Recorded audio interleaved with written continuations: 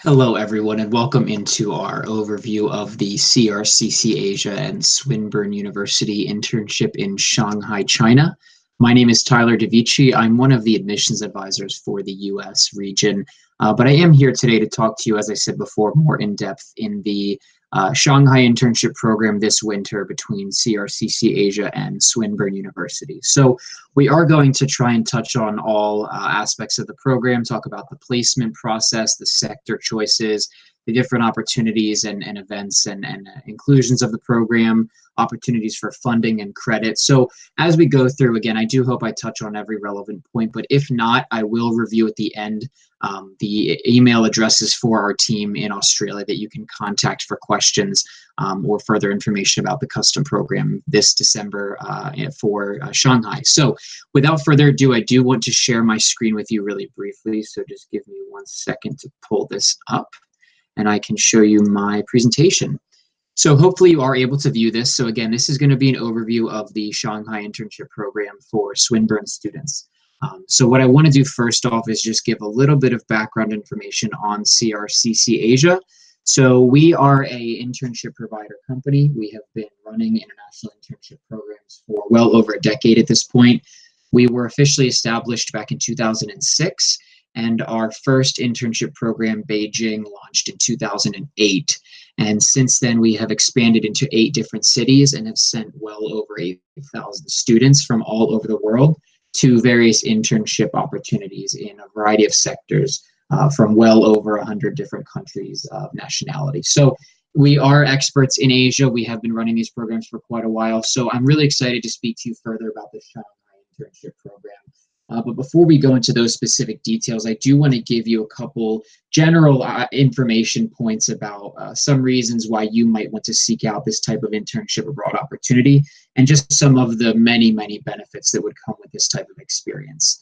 So if we start clockwise from the top left, so of course with any type of international program, given this is an internship program, this of course is going to give you a very unique view and a new perspective on a completely new way of life, especially if you've never traveled to, say, China or Shanghai, if you've never left even maybe your hometown.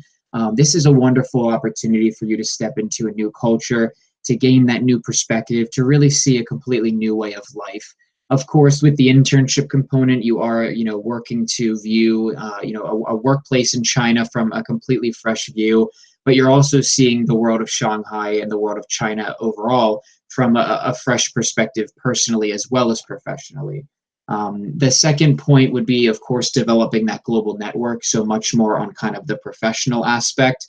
So working in a brand new work environment with new colleagues, new supervisors, and if you do partake in any type of networking events during your time in China, which of course we do recommend you do so, this is going to help you develop that professional network. Even if you have a very extensive network right now in Australia, it always is a great benefit to take that network globally and to expand your network of colleagues and even friends internationally. These are people who could be benefiting you in the future by submitting recommendation letters, by sending your name over to job requests and helping you fill out applications. So never hurts to have as large of a network as possible. Basically, with this type of experience, as you are stepping out of your comfort zone, you are traveling away, maybe you're traveling to China for the first time. Of course, with that type of experience comes a great amount of personal growth and independence.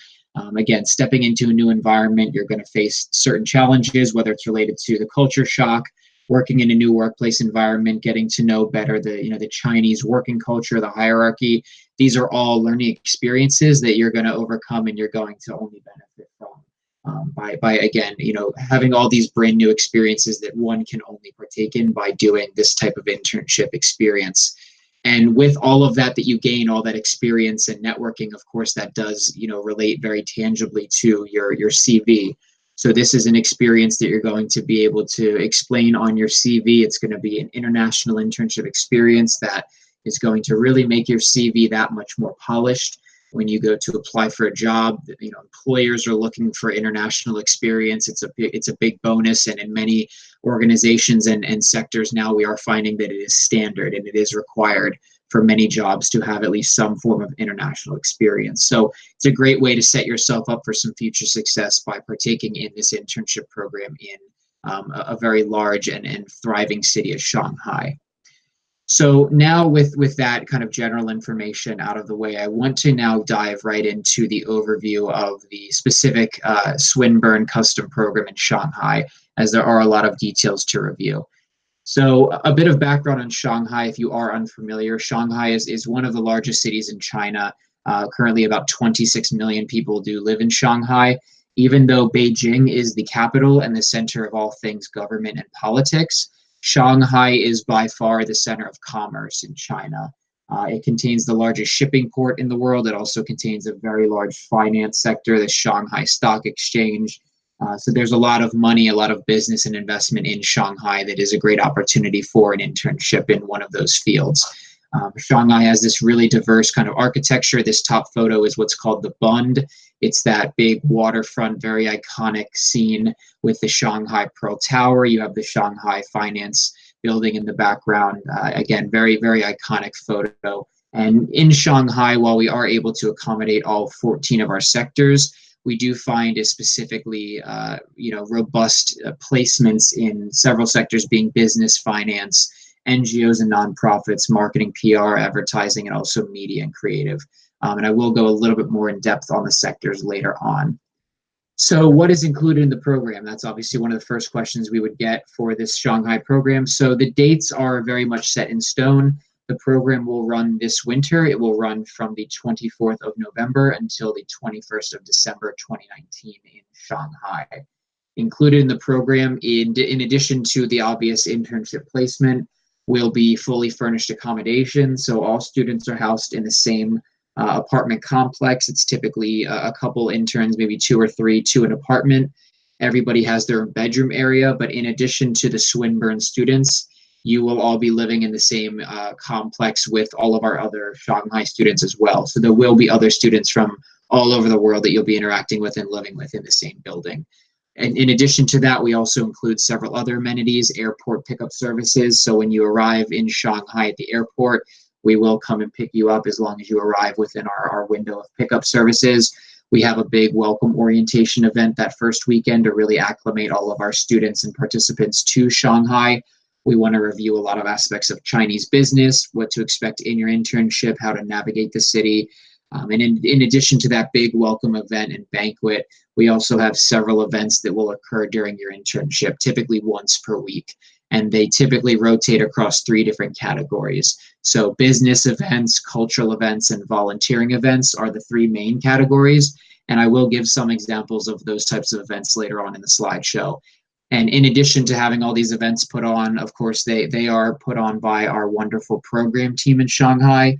They, in addition to the events, do also offer that 24/7 on-the-ground support for any emergencies, any issues with your internship, your housing, anything that you could need. We have a full program staff there to support you every step of the way.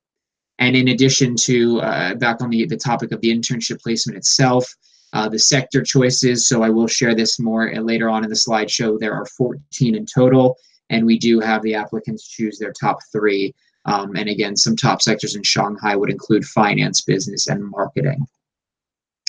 So with the placement process, the internship itself is a big part of the program with CRCC Asia.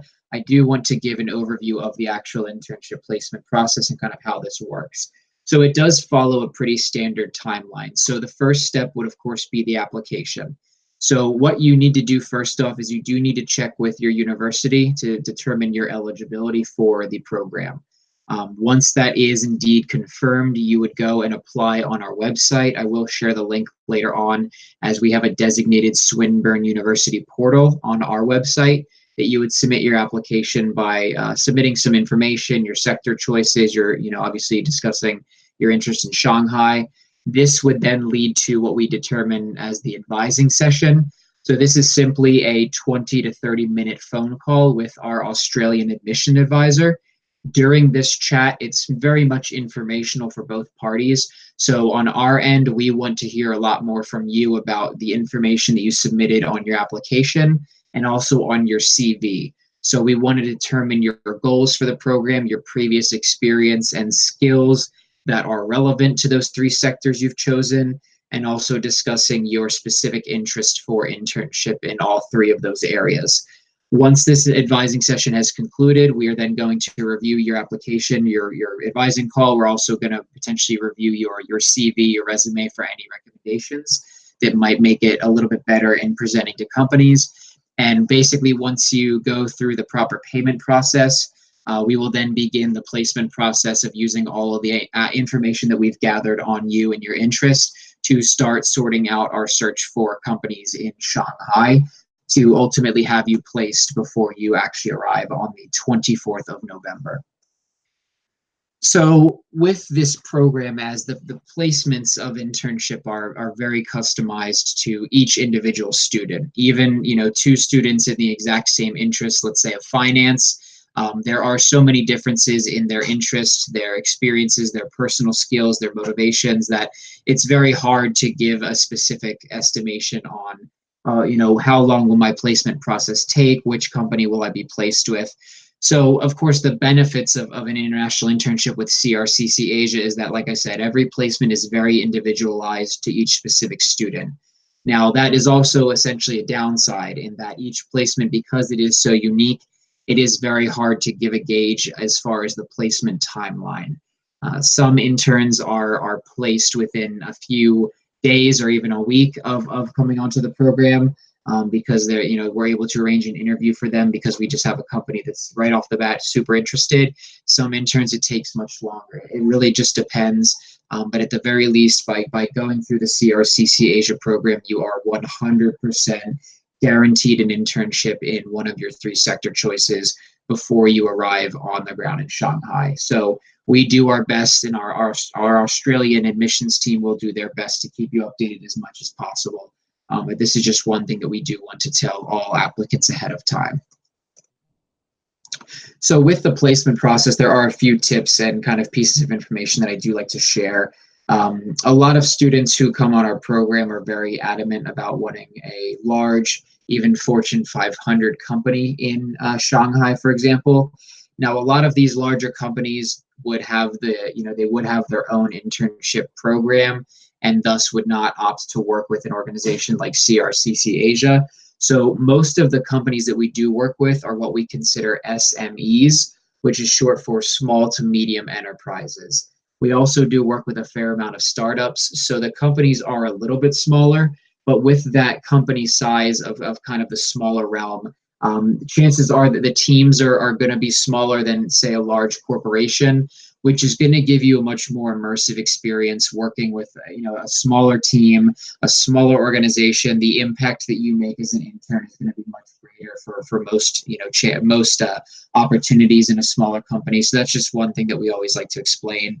The role is not always apparent from the company. So what this essentially means is, during that advising call with the Australian admissions advisor, we do want to talk to you about your interest in the sectors in determining whether you are going for, let's say, marketing is your first choice sector. Are you looking for a marketing role, and would you be open to, say, a marketing role in a healthcare company or an education company?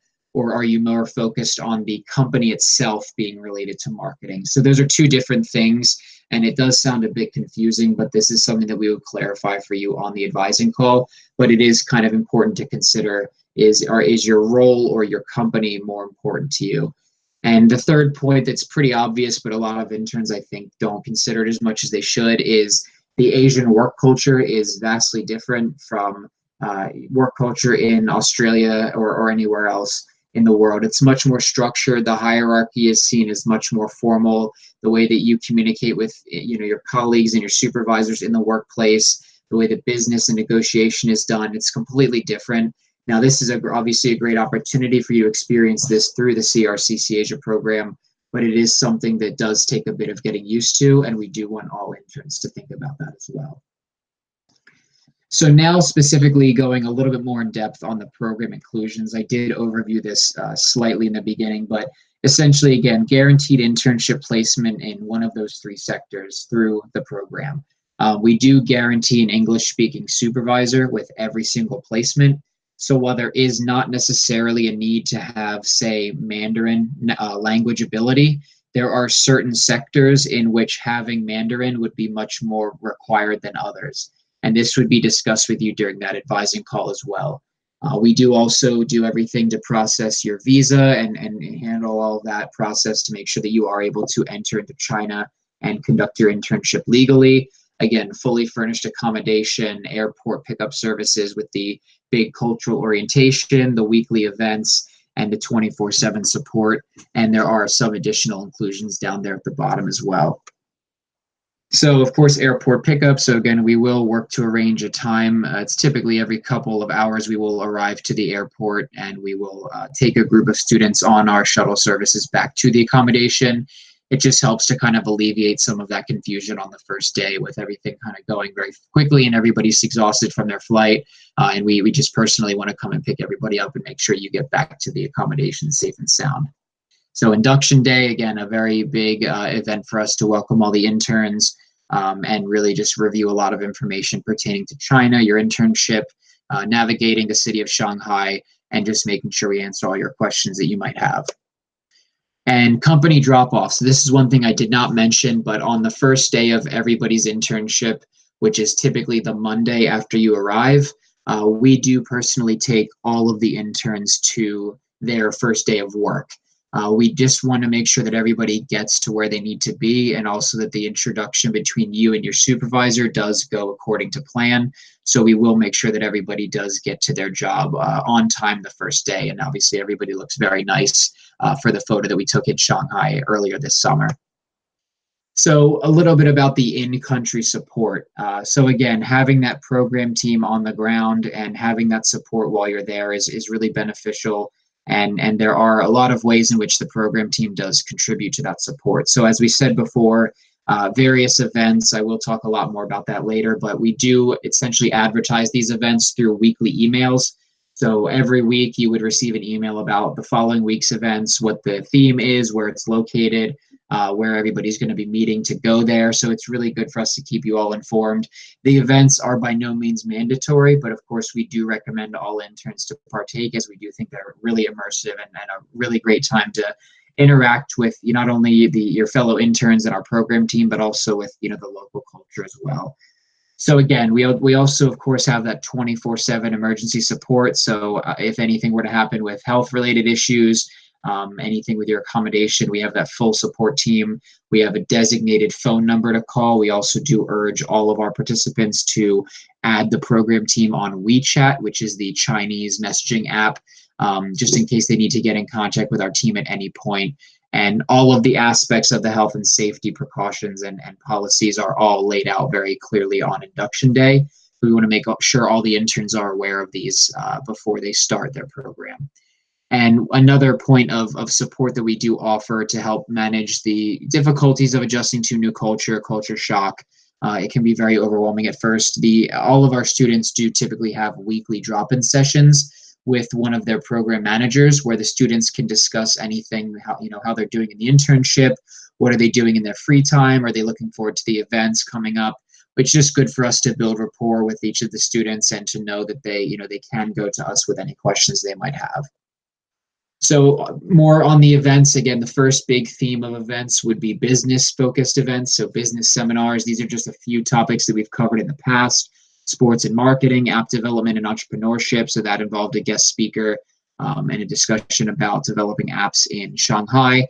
And another one was women in leadership in various organizations. And again, these are really business-focused and very fun to learn more about the business experience in Shanghai.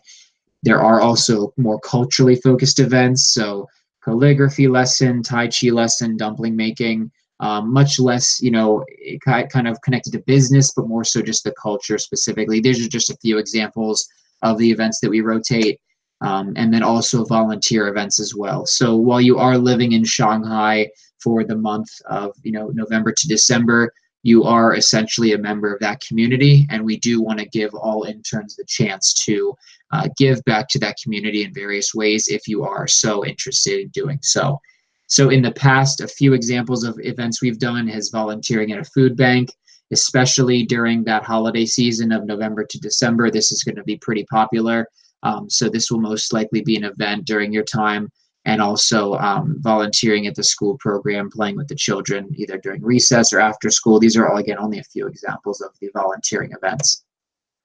And another point of the programs is the 5 key learning objectives. I'm not going to go too in depth on this because you will hear a lot about this during orientation, but essentially the CRCC Asia programs were developed around these 5 key learning objectives. And the essential thought is that after completion of our internship program, you as the intern will feel hopefully that your knowledge and expertise in all 5 of these areas has increased through the experience that you've gained in your internship in Shanghai.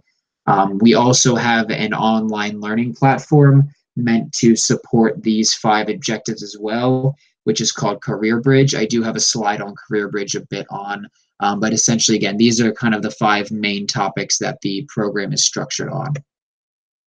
Yes, here we go, CareerBridge. So essentially, CareerBridge is our online global learning hub. So it basically contains about 8 to 10 hours of curriculum.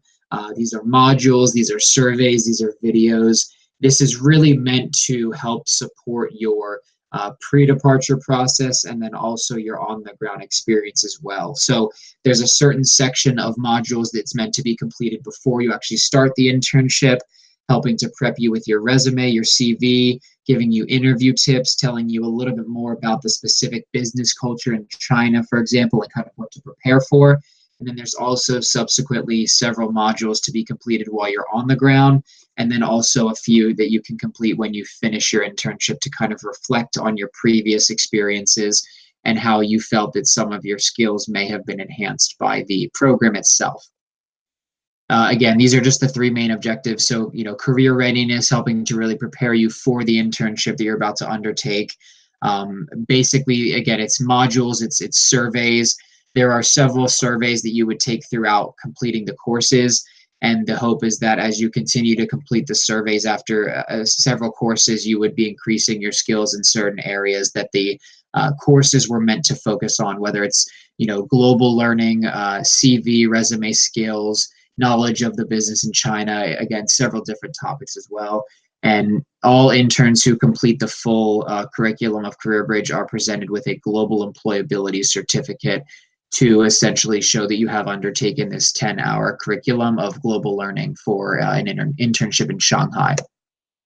And this is just simply what the CareerBridge layout looks like. So you have all the modules right here. So as you can see, these are pre-departure. These are meant to be done before arrival, during your program, and then post-internship program as well. So a bit on the sector choices. I've mentioned the word sector several times. This is essentially another word for industry. So basically with CRCC Asia, you are going to be placed in a full-time internship, so 35 to 40 hours per week, based upon your experiences, skill sets, interests, and future goals. So right here is our list of our 14 sectors. When you apply to the CRCC Asia program, you are prompted to choose your top 3. We do require you to pick 3 different sectors. So even if engineering is your #1 choice, we would ask you to only choose engineering once. Essentially, you're going to list these in your first, second, and third choice order. Of course, our #1 priority for placement would be that first choice sector. And depending on the sector and the availability in, say, Shanghai, most of the time we are able to make this happen. It just really depends on several factors, as each sector obviously would have different requirements for previous skills, different experiences, different language requirements as well. So all of the specifics on this would be discussed during your advising call as well, to really determine the realistic outlook for you being placed in, say, your top choice sector. And if that is going to be something that would be very difficult, we're obviously going to discuss with you how we're going to go about that process. So again, while we are able to accommodate all of those 14 sectors in Shanghai, there are naturally several that are much more plentiful in terms of sector placement opportunities. So again, with Shanghai being the center of all things business and commerce, naturally there's going to be a very strong business and finance sector in Shanghai. So those bullet points are just a few examples of some of the, I guess, subsectors. So our 14 sectors are really meant to be pretty broad, because during that advising call, we do really want to try to narrow in on specifics. So for example, in business is it's a pretty broad term. Are you interested in consulting, retail, marketing, human resources. What is your specific interest? If you don't really have one, that's perfectly fine. We will look to try and keep things general. But there are naturally many subsectors of each of the 14 sectors. For example, someone going for finance, again, a great opportunity in Shanghai because of the strength of that sector. There's venture capital, there's fintech, wealth management, investment banking. There's also several others. Those are just a few examples of areas to consider if you're going for one of these sectors. And a few more would be marketing, PR, and advertising. So that can include things like branding, social media strategy, events, advertising, PR strategy as well, and then media and creative industries. So TV, film, and photography is a pretty big one. Graphic design is a skill set that really transfers to several different sectors, but that would most likely fall under this sector. And then arts, music, and fashion are a couple other subsectors that we can also explore in Shanghai. So this is the question that we get most of the time, and we do want to make this very clear for the students at Swinburne in terms of obtaining funding for the program. So what you basically need to do to determine your eligibility is you need to email this address, overseasinternships@swin.edu.au. I will put this email address in the description of this video, so please check for that. Essentially, students are able to qualify for the OS Help Loan that will allow you to receive up to 8,149 Australian dollars in the form of an interest-free government loan to do this internship program. You do not need to have the full amount given. You can select any amount, but this is the absolute max. And there are, of course, a few areas of eligibility. You must be an Australian citizen or a permanent humanitarian visa holder or a New Zealand special category visa holder. You also cannot have received the OS Help Loan previously, or you will not be eligible to do it more than once. And the internship must count towards your university degree, which means that you must be looking to earn credit towards this degree in order to obtain that loan. And again, this is really through the university, so you're going to need to email them with this email address to determine your specific eligibility. So please make sure you do that if you are looking to get this funding. And naturally, there are a few common questions that we do receive a lot. These obviously don't cover all of them, but one of the biggest ones we get is how long does the placement process take and how long will I receive updates throughout the process? So as I explained before, as the placement process is very uniquely tailored to each student, it's very hard to give an estimation as far as how long is it going to take to place each intern in the program, for example. Essentially, we will look to update you as often as we do receive updates. So, for example, even if you do, financially commit yourself to the program and you don't hear for several weeks, the placement process is obviously completely on track, and chances are we've already reached out to many companies. We're simply just waiting for their reply for either interest or their availability to set up an interview. But if you are ever curious about any updates or why you've not heard anything, you can always contact your Australian admissions advisor and they can inquire with the Shanghai team if there's been any updates on your placement. Another great question is how long is the average commute for an intern in Shanghai? So it really does vary. It's going to really depend on where your office is located relative to the accommodation. Some interns would luck out and be able to walk or maybe even take a bike or a short taxi ride. But for most interns, it's going to probably be a train ride, which can range anywhere from 30 minutes to even over an hour. But it's going to really depend, and we're unfortunately not going to have that information until you are actually confirmed with a company. But it is pretty common for 45 minutes to an hour commute for most interns. And then upon completing an internship, how do I explain this experience on my CV? So this is a great question, and this is one of the things that we do really cover a lot in the CareerBridge modules, is really how to formulate an international experience onto a CV. Because obviously, like I said before, this is a really great experience that's going to really help your CV stand out.